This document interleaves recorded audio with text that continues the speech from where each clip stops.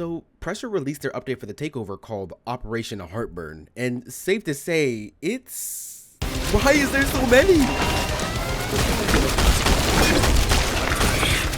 Nah, there's way too many of these guys. How am I supposed to only do a shotgun? Give me like anything else.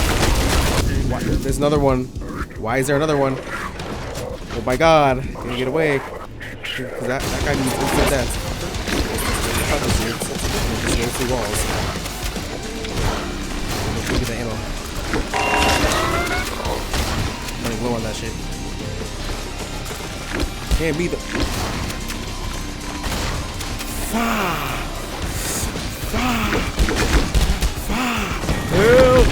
Help me!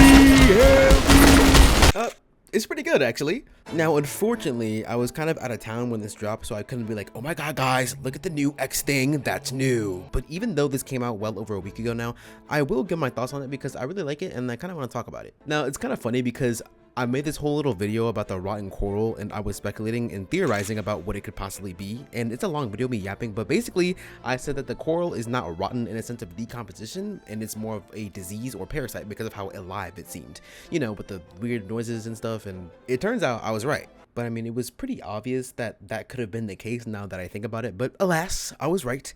And we got the confirmation we needed with this new expedition where you play as an Urbanshade Guardsman and they deadass pull a Halo Reach type move and your main objective is to survive a seemingly endless horde of rotten coral infected zombies. And even though it's only Roblox, it's still really intense and stress inducing, mainly because you don't have unlimited ammo, which for some reason I thought I would go in with literally infinite bullets, but that is completely incorrect. And I think that if you did have infinite ammo, it would kind of be way too easy, especially if you're going at it alone. Having limited ammo means while you are literally getting swarmed, you have to also manage your ammo, having to loot drawers and lockers while getting attacked, and it is so very stressful. Also, only having a shotgun makes it really difficult as well because you can't just spray everything down with an assault rifle, and reloading it is atrocious because the reload speed is insanely slow and you can't activate the reload animation while sprinting, so it's pretty clunky. And what's funny about this mode is that you'll literally be going through and killing everything and then realize that halfway through you're not in EXR-P and you cannot be revived, so if you made it near the end and died, you would have to restart all over again, which also added a lot of stress on top of what was already going on, with that being the endless chaos. Now, this mode actually has the potential to be really addicting, which it already sort of is, but you can definitely make it better. I don't really expect them to update this expedition, but here's what I would add to improve its replayability.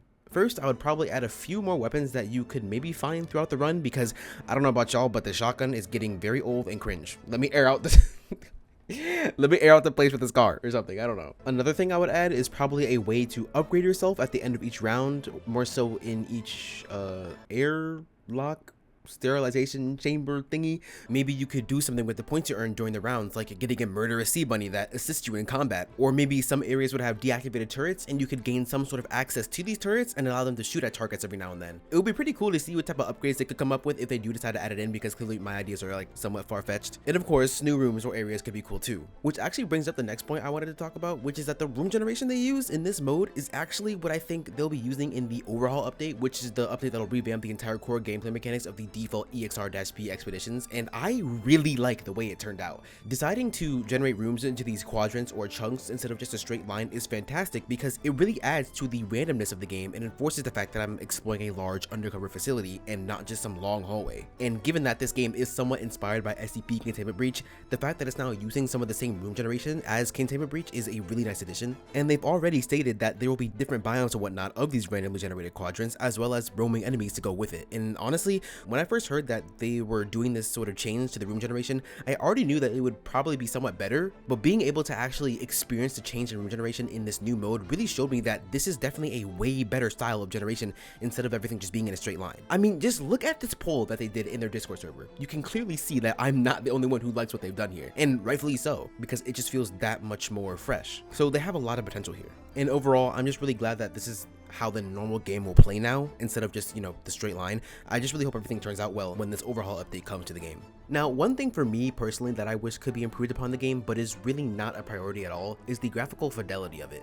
I know it's a Roblox game, so there's no real purpose of doing this, and frankly, it's not something I particularly care heavily about, but it's just like that one thing that I would want because it would just be cool to see the game in a higher quality. And the way that it looks right now is perfectly fine, and realistically, like I said, it doesn't need any sort of upgrade, but I do think it would be cool if they did update the graphics to make it a little better in terms of textures and lighting. You can see in the game that the textures or materials that are used on static meshes or NPCs lack detail and are very smooth, as opposed to doors where textures and models the game uses are a bit more detailed, and the lighting in that game also seems to have a bit more polish to it as well. But again, this is more so a non-issue and would really be a nice little addition to the game. That being said, quote-unquote little addition would require a complete repass of every model and texture that is used.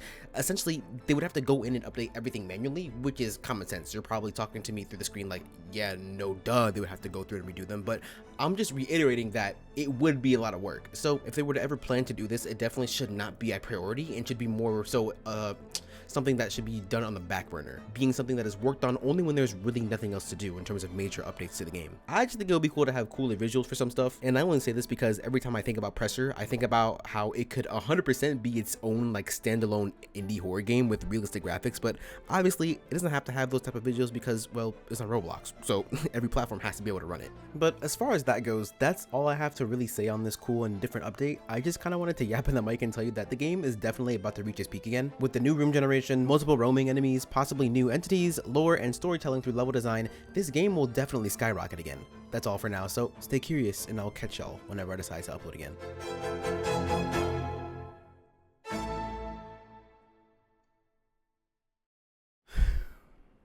Alright, well, that's that done. But what to make a video on next? Is there ever gonna be a time where you're not uploading once a month? Man, I'm working on it, okay?